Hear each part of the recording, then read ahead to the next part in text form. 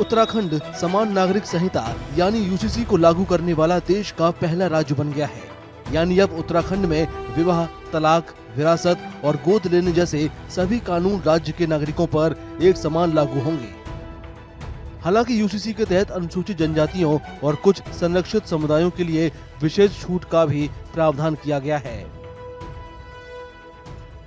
इसी क्षण से समान नागरिक संहिता पूर्ण रूप से लागू हो गई है और इसी क्षण से उत्तराखंड राज्य के समस्त नागरिकों के संवैधानिक और नागरिक अधिकार एक समान हो गए हैं।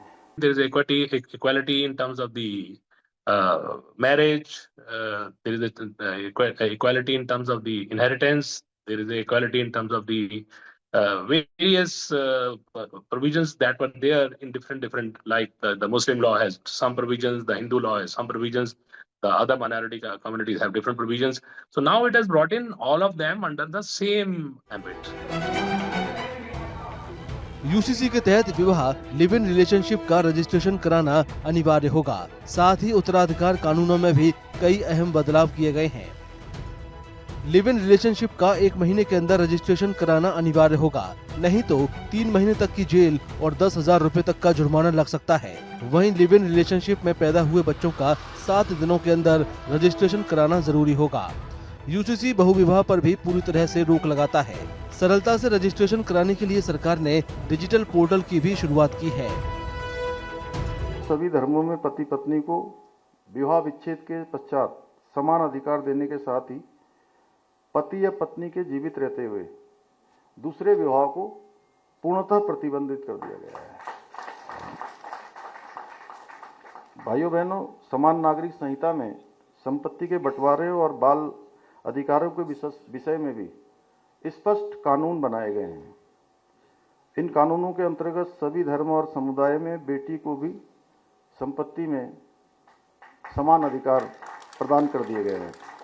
इसके साथ ही संपत्ति के अधिकार में बच्चों में भी किसी प्रकार का भेद नहीं किया गया है। अर्थात प्राकृतिक संबंधों के आधार पर जन्मे, सहायक विधियों द्वारा जन्मे या लिव इन रिलेशनशिप आदि संबंधों द्वारा जन्मे बच्चों को भी संपत्ति में बराबर अधिकार माना जाएगा।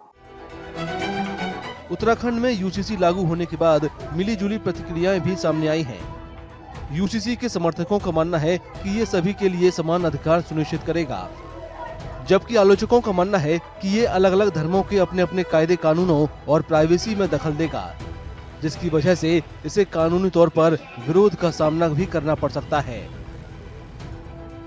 It will create some problems like they have under the schedule they have decided they have listed prohibited relationship, which is against the traditions and customs of some of members of our society. That has to be seen because there the law, as when we say that civil law, it has nothing to do with civil law. It has to also follow the beliefs and customs of some members. If the idea of civil law is to have uniform for all, it cannot touch the sensitivities of one community or the other.